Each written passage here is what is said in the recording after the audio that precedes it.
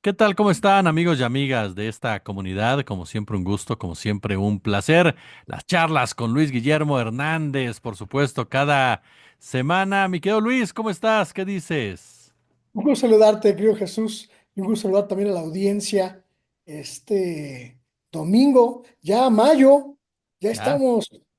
no sé en qué momento, mi querido Jesús, ya estamos en el quinto mes del año, qué cosa, pero con un placer, como siempre, de saludar contigo y con la audiencia de tu espacio. el quinto mes del año que arrancó como ha estado todo este gobierno, bastante movidito, sin dejar ni dar tregua, y lo hizo a través de un personaje que hay muchas preguntas de por qué la oposición retoma la figura de este hombre, por qué aparece en este momento este hombre, a quién le está hablando realmente, cuáles son sus intenciones, porque está bastante activo Ernesto Zedillo Ponce de León. No fue solamente una declaración, sino que todavía le sigue en dos, tres respuestas realmente a la presidenta Claudia Sheinbaum, quien lo que ha hecho pues es evidenciar a un personaje, mi querido Luis, que de verdad yo sigo todavía anonadado de la cara dura, así te lo digo, de la cara dura del tipo, de atreverse a hablar de política económica cuando creó el Fobaproa, de hablar de autoritarismo cuando, en el proceso judicial cuando él desapareció de la Suprema Corte, de hablar de represión cuando el tipo masacraron indígenas en su gobierno, comunidades en su gobierno, mi querido Luis. Yo creo que la reaparición, eh, la segunda resucitación de Ernesto Zedillo tiene que leerse en dos carreteras del análisis. Por un lado, esto que comentas, la forma en la que reaparece intentando posicionarse como una especie de espejo crítico del gobierno actual, de los gobiernos de la transformación en realidad, en general, intentando hacer un contraste entre su opinión neoliberal, muy añeja y muy desconectada de la realidad nacional, con lo que suponen que es la cuarta transformación y lo que ha obtenido este conjunto de gobiernos en los últimos 6 años. Pero por el otro lado, también hay que analizar estas motivaciones que también señalas, que me parece que van mucho más allá de simplemente reaparecer en escena y hacerse el esencial, y que tienen más que ver, creo yo, con una urgente necesidad que tiene este grupo que perdió el poder de recomponerse, de reconstituirse y de cohesionarse de cara al futuro electoral inmediato, porque no podemos soslayar que independientemente de las opiniones que tengamos sobre los gobiernos neoliberales, el de Ernesto Zedillo fue quizá el gobierno que más figuras ha aportado al movimiento de transformación. Solo dos casos muy significativos. El secretario de Salud de Cedillo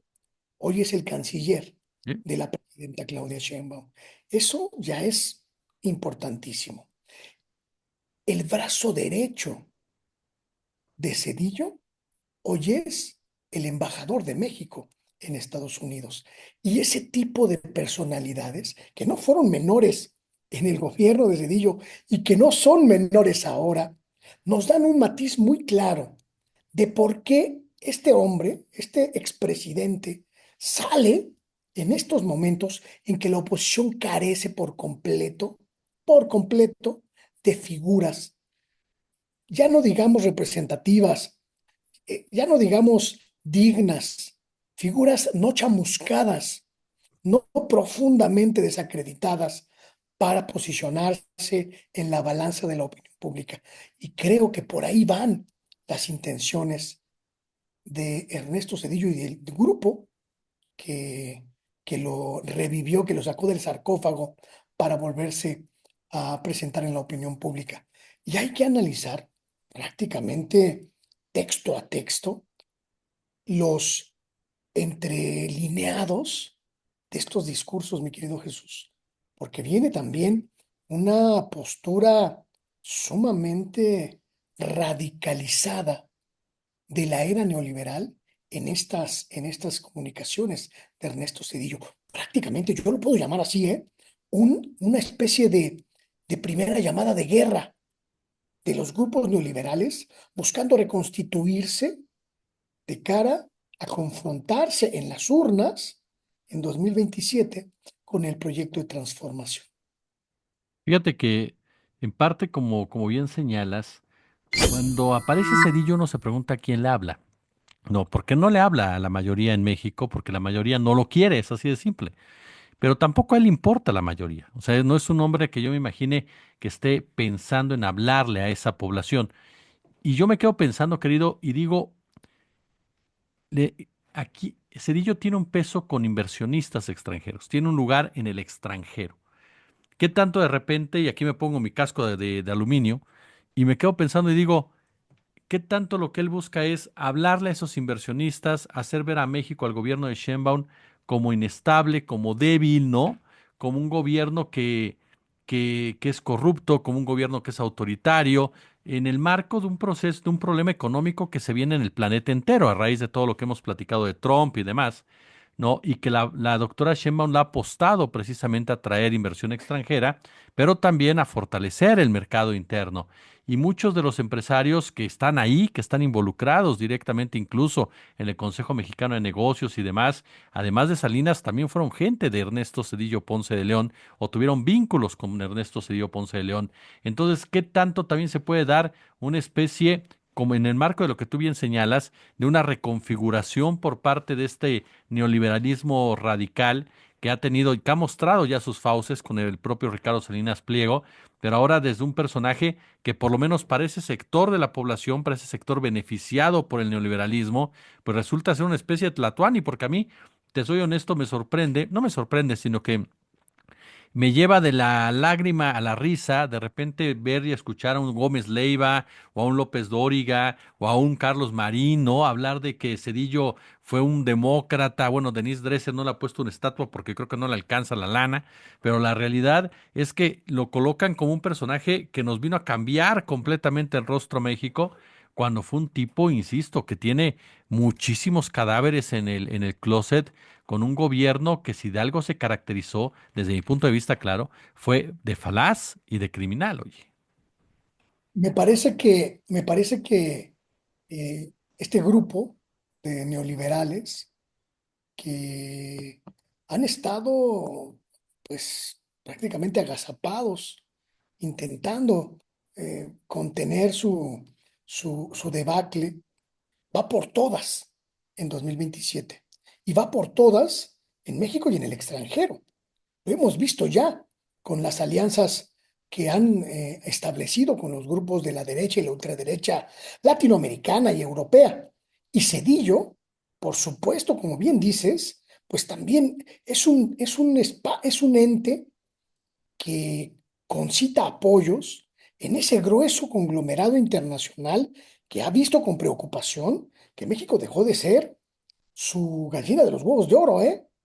Las telefónicas, perdón, las empresas de telecomunicaciones, las empresas eléctricas, las empresas de transportes, las empresas petroleras, las empresas que han sido desplazadas en lo que va de estos 6 años de transformación y que por supuesto verían con muy buenos ojos un ofrecimiento de ayúdanos a tratar de recuperar el país y nos ponemos a mano. Me parece, en ese sentido, que Ernesto Cedillo es una especie de, de figura que puede conciliar dentro de la oposición mexicana, que puede negociar dentro de la oposición mexicana con un grupo muchísimo más amplio, más diverso que el que podría negociar, por ejemplo, Carlos Salinas de Gortari. Porque a diferencia de Salinas, Cedillo, aunque tiene una carga de negativos muy, muy significativa, no llega al nivel de odio brutal que le tiene el pueblo de México a Salinas. De alguna manera fue muy hábil y muy diestro, sobre todo con el manejo de sus alianzas, con los medios, con la inteligencia, con los grupos intelectuales del país, como para que su saldo histórico hasta el momento sea menos negativo que el de su antecesor en el cargo. Y creo que por ahí está aprovechando esa posibilidad. Y los grupos nexos, letras libres, los periódicos que siempre han estado ahí alrededor de este ecosistema político, pues lo tienen muy, muy apapachado. Entonces yo sí creo que esto apunta hacia una reconfiguración y una especie de desfile de figuras, a ver quién nos puede encabezar, quién nos puede cohesionar y quién puede concitar apoyos dentro y fuera para dar una pelea, aunque sea mínimamente digna. Ahorita que mencionabas el caso de Salinas, yo te soy honesto, para mí Cedillo es peor que Salinas en muchos sentidos, pero algo que me llamó mucho la atención, y tú no, a lo mejor no te acuerdas porque tú eres un chamaco, pero uno que ya pinta canas, yo recuerdo la prensa con Cedillo, la forma en cómo Cedillo tenía una mano de hierro con la prensa, y la prensa que fue bastante favorecedora con él y convirtió a Salinas, no estoy diciendo que Salinas sea una santa paloma ni mucho menos, ¿no? Es también otro personaje deleznable y atroz, pero convirtieron a Salinas en el villano y le echaban la culpa de todo, y a Cedillo lo ponían como la contraparte, ¿no? Como el personaje heroico, como el que creó las instituciones autónomas o el que las hizo funcionar, como el que permitió la democracia en México, como el tipo que combatió la corrupción, como el sujeto que en un momento dado cambió toda la Suprema Corte de Justicia que estaba podrida por el salinato. Es decir, Cedillo siempre tuvo del lado de Televisa, Televisión Azteca, sus intelectuales, académicos, orgánicos y demás, un apoyo tácito, ese apoyo claro, ese apoyo en el cual se trataba de crear una figura que desde mi punto de vista se movió en el marco de lo que era ese plan. Es decir, Cedillo creó, por órdenes desde mi punto de vista del Fondo Monetario Internacional, del Banco Mundial, todo un México neoliberal, un México para los ricos, ¿no? En donde crearon, insisto, sus organismos autónomos, sus instituciones, todo ello, pero que en realidad era solamente para un sector de la población y se creyó en la mentira, es decir, había que poner a Cedillo como un verdadero hidalgo de la patria. Y eso creo que a la larga es lo que hasta cierto punto le llegó a beneficiar, que la mayoría de la gente, o que la gente, no la mayoría, pero que la gente no le tuviera una visión tan, pero tan crítica de un gobierno que, insisto, tres masacres, hermanos, o sea, tres masacres perfectamente comprobadas de gente inocente, de gente desarmada, literalmente, de niños, de mujeres embarazadas, es decir, de una atrocidad que en cualquier otro lado Cedillo tendría que ser un criminal de guerra y debería estar siendo juzgado por crímenes de lesa humanidad. Y aparte de eso, el hecho de que quebró a todo un país con el cuento del Fobaproa, me llama la atención que Gómez Leiva decía, salvó la economía. ¿La economía de quién? O sea, de los ricos, porque al resto de nosotros nos pasó a parir chayotes, pero en todos los sentidos el hombre, y ellos vanagloriándolo como un salvador a la patria, cuando hundió a millones y millones y millones de personas en la pobreza. Y si a esto le agregamos aparte lo que pasó en CEU con esa represión a los estudiantes, es decir, yo por más que le busco, ahora sí que como los yucatecos, hermano, yo por más que le busco y le busco y le busco y no le busco, porque sinceramente no le encuentro nada de positivo a este hombre, ca. No solo fue muy astuto en reconstruir su historia, su paso por el gobierno y su historia personal, sino que también dejó muy bien cimentadas sus alianzas, esas que le han permitido pues sobrevivir como personaje no, no odiado al nivel de Salinas de Gortari. Y me parece por eso, porque la figura de Cedillo, comparándola con la de su antecesor, pero también comparándola con la de su sucesor,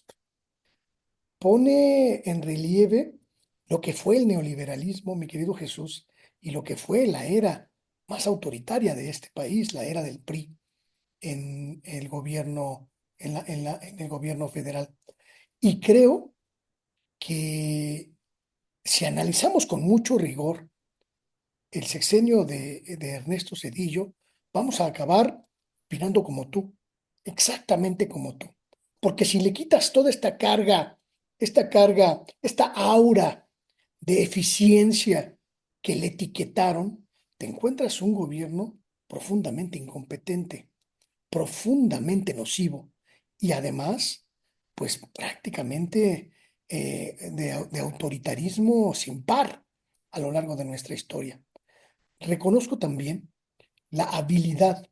de sus estrategas de comunicación encabezados por Líbano Sáenz, Ujú. que fueron muy astutos, mi querido Ya. Jesús, muy astutos a la hora de construirle una imagen a un hombre que fue profundamente pernicioso, haciéndonos creer que era un demócrata porque le entregó el poder a alguien de otro partido que en realidad era exactamente igual que él y que pertenecía al mismo grupo y a la misma oligarquía. Por eso, este ajuste histórico que estamos haciendo con Ernesto Zedillo me parece lo más positivo que le ha pasado al país en mucho tiempo, porque podemos hoy establecer con mucha claridad que fue un truán, que fue un hombre profundamente nocivo, casi letal para este país, y celebro también la divulgación de estos audios que dio a conocer César Gutiérrez y que pues abren la puerta a una discusión que nunca se había dado, que nunca habíamos tenido oportunidad de tener en torno de Ernesto Zedillo. El hecho de que en su gobierno las conexiones entre el poder político y el crimen organizado, el narcotráfico, también fueron posibles y quizá pudieron alcanzar hasta la propia familia presidencial. No lo habíamos discutido en más de 20 años y esa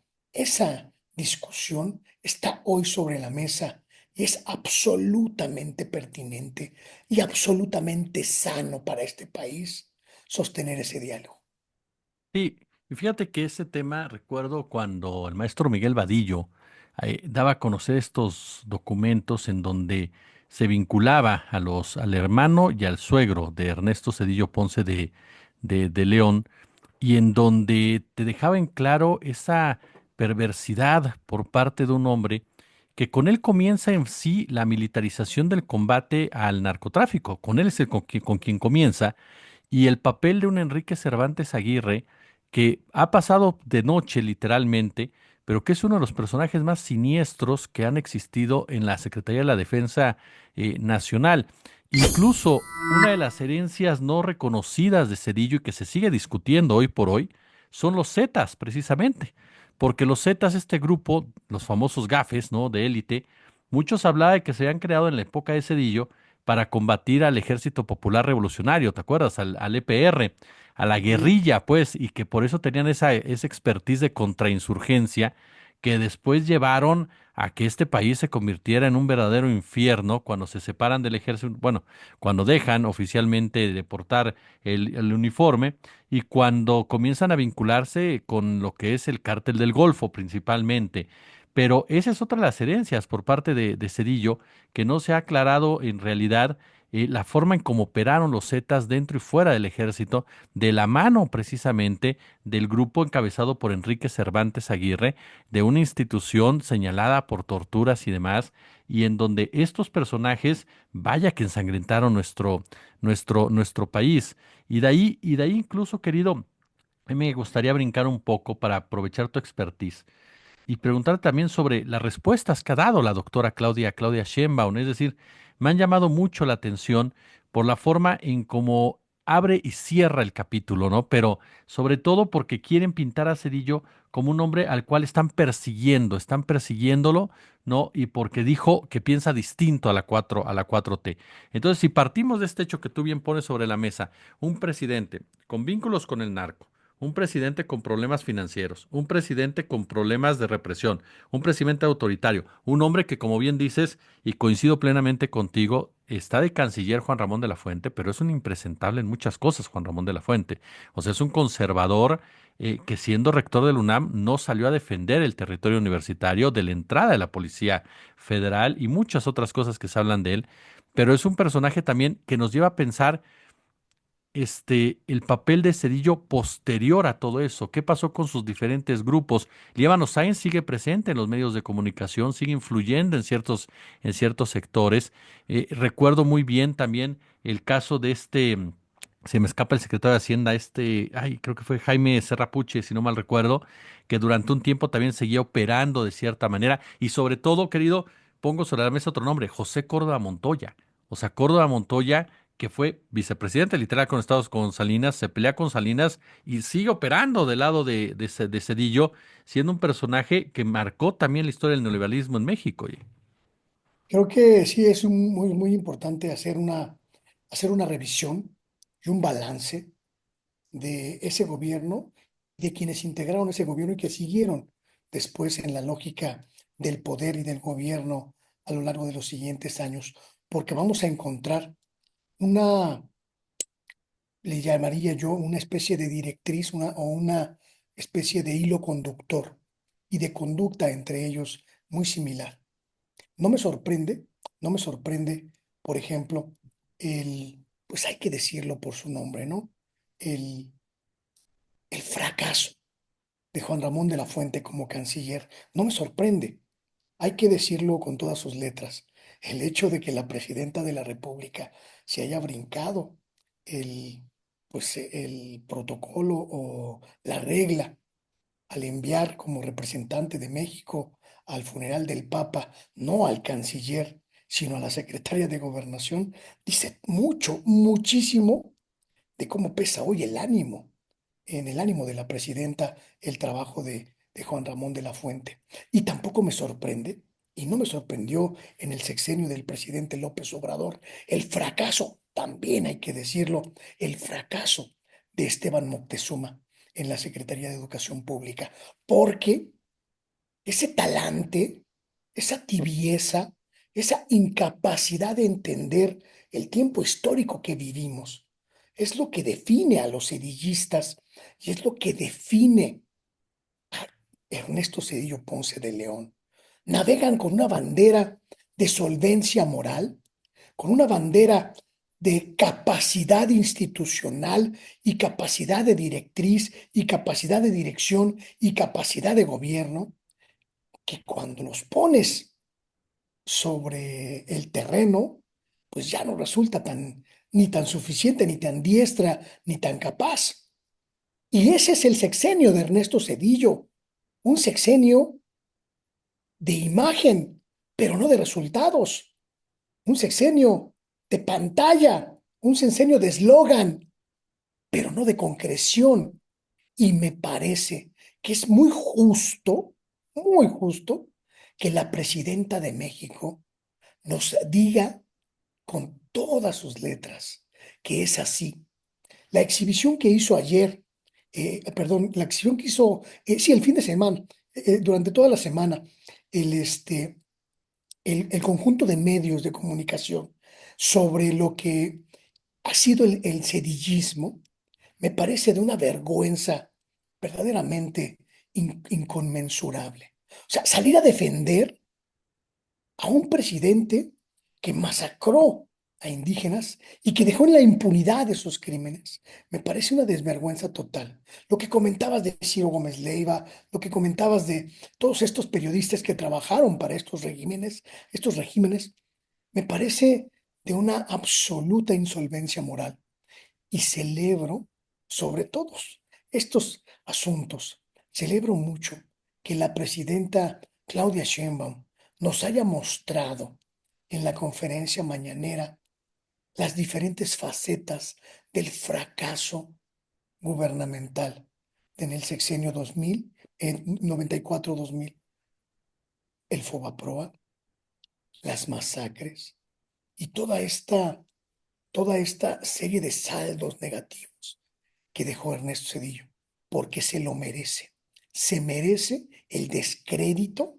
y se merece el escarnio público por intentar mentir sobre lo que todos vivimos. Un gobierno absolutamente negativo, el que vivimos con él. Yo lo que celebro, querido, es tu amistad, celebro tu presencia en este canal y celebro estas charlas que como siempre son extremadamente interesantes y yo te las agradezco profundamente y lo sabes muy bien por la admiración y respeto que te tengo. Como cada domingo, mi querido Luis Guillermo, muchas gracias. Es un lujo para mí también, querido Jesús, platicar contigo, platicar con tu audiencia, estas charlas que me dejan un gran sabor de boca y se me van rapidísimo. Yo apenas estaba empezando aquí a armar el speech y ya acabó la conversación de este domingo, pero el próximo domingo le seguimos seguramente con el mismo y otros muchos temas. Gracias y hasta pronto.